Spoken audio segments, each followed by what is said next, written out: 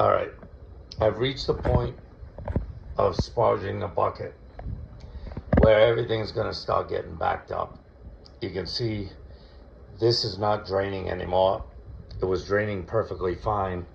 Once you start getting down in there, you can see I'm starting to get down into the grain bed, which means I'm going to have to start putting it into the 8-gallon bucket and moving this strainer down to that hose. Once I cover that bucket, turn it around. Now, hold on, I'm just washing my hand because I reached in into the grain bed. What you're gonna need to do, if you're smart, is this. I'm gonna empty this strainer out. It's going to sit on top of the next bucket underneath this hose, which you can just turn around like that. I'm going to put that strainer, after I drain it, underneath that hose, and I'm gonna start filling this 8-gallon pot with the strainer screen below it. Now, once I get that filled up to about here, maybe around the handles, leave enough head space to work with it, you're gonna wanna keep some boiling water around. Because once I fill this up to where I want it, and it fills up the next bucket, as much as I can get while this thing is full of grains, you're going to want to start what they call sparging with some hot water. Pretty soon I'm gonna get this stuff up to almost boiling. It doesn't have to be boiling, it just has to be hot. And then I will dump it through this bucket will be full or almost full of grains. And you're gonna wanna sparge. I'll pull, once that's full, or as much as I can get out of it normally, I'll take a smaller bucket, put it underneath there, and start running the boiling water through those grains over and over until I get everything I can out of this bucket of grains. I am gonna sparge every bit of starch. Well, there's no more starch, it's all sugars converted into alcohol. I'm going to wanna get every bit of those alcohols out of this bucket. So you take a smaller bucket, you're gonna run it through. Once this is full, you know what I mean? You're gonna take, now I'm down to the grains. Look at it. It's mostly full of grains. You're gonna dump it all in there. I've got it closed off so it's not gonna come out. You're going to get this bucket full of all these grains. This is what the bottom of your mash bucket looks like. It looks like lacto-infected slop oatmeal.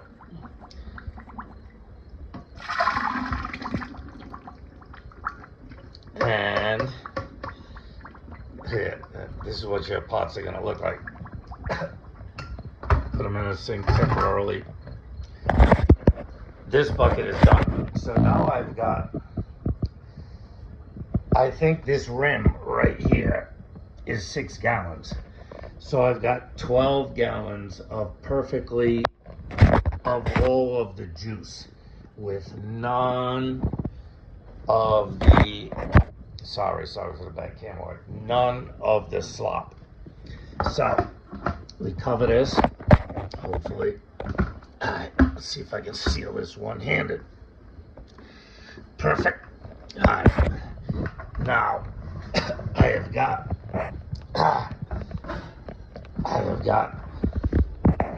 12 gallons of mash that didn't need a whole lot of straining. That was just the juice that was up to the top here. All of that juice. Well, now I'm in the grain bed. You can see it, obviously. That's the grain bed. And here's the grain bed too.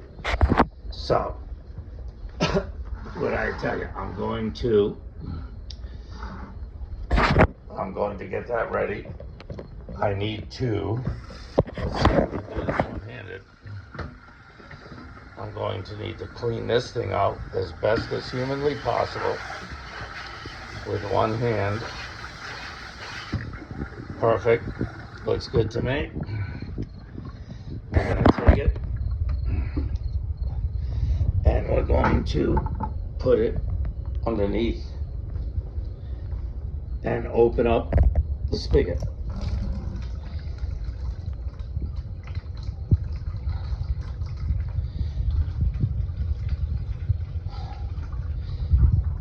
And slowly but surely, we're going to start draining the grain bed. But once this barrel reaches a certain point where there's not a whole lot of draining going on, we're gonna have to sparge it. And we're gonna need hot water to sparge whatever is left in this thing. I'm not done yet. I've gotta fill this thing up, right? I've gotta keep going. I've gotta keep taking all those grains, dumping them in here. I've still got plenty of grains and good juice left in there. And this is going to take many hours to accomplish. It's not going to get done tonight. I'm going to fill this up, or damn close to fill it up. Like I said, I'm going to leave a little headroom so I can get my hot water. Well, now it's mostly grains and very little liquid. I think one more ought to get it done, because eventually all that liquid is going to drain out of there. Eventually, it's going to take a while. I'll leave it overnight.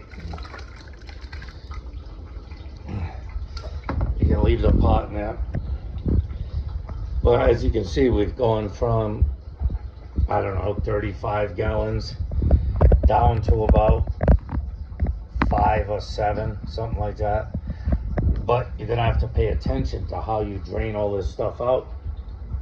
You're gonna have to eventually clean this thing out, although not a whole lot.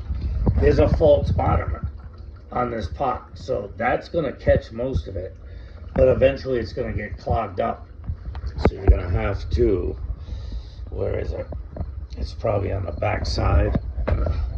Somewhere buried under there is the, hold on, let me get this pot out of here. Here we go. You're going to need to keep something around.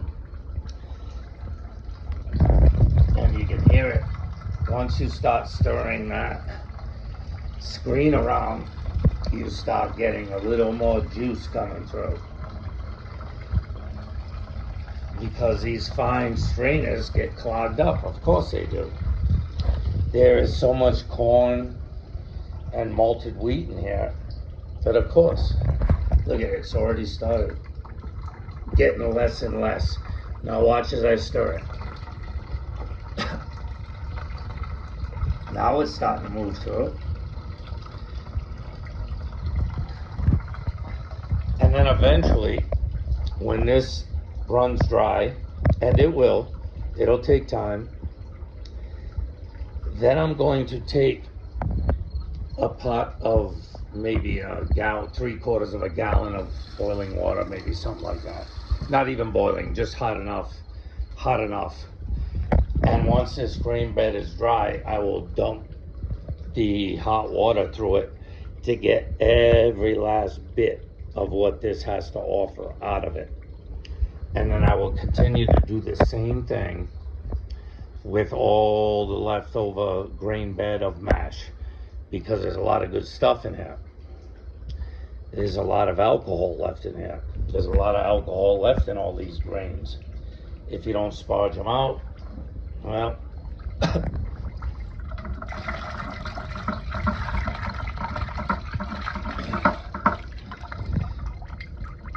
and then eventually, hey, just shut it off. If this gets clogged,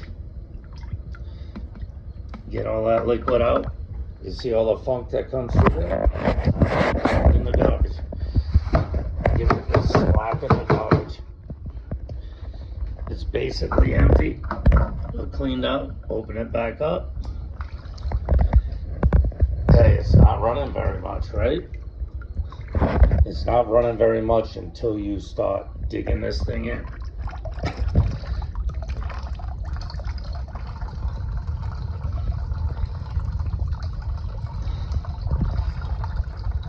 Sorry for the bad camera. It don't matter.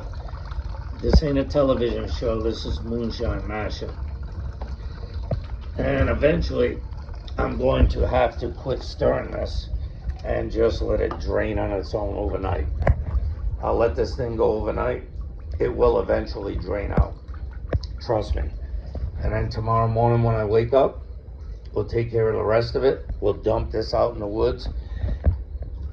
You dump this pot out in the woods, all the deer, the raccoons, the squirrels, the ducks, the turkeys, whatever you've got living in your neighborhood are going to thank you for that buzz they get from eating these leftover grains. Ain't no doubt about it. Every time I dump a pot of these leftover grains, it's gone within like a day or two. So something's eating it. I hope it's not humans, but something is eating it. I assume it's the local wildlife. So I hope I gave you a little bit of understanding of how I sparge my grains. And it's going to take a while. It's never easy, but I don't distill on grain. So all of these grains have got to get strained out. I don't want to distill on grain. It's too much of a pain in the ass. I don't want to worry about scorching grains. I don't want to worry about burning the bottom of my still. I want all this liquid out and into buckets. I don't mind if it's a little cloudy. I don't mind if the mash looks like that, as long as it doesn't have that inside of my still.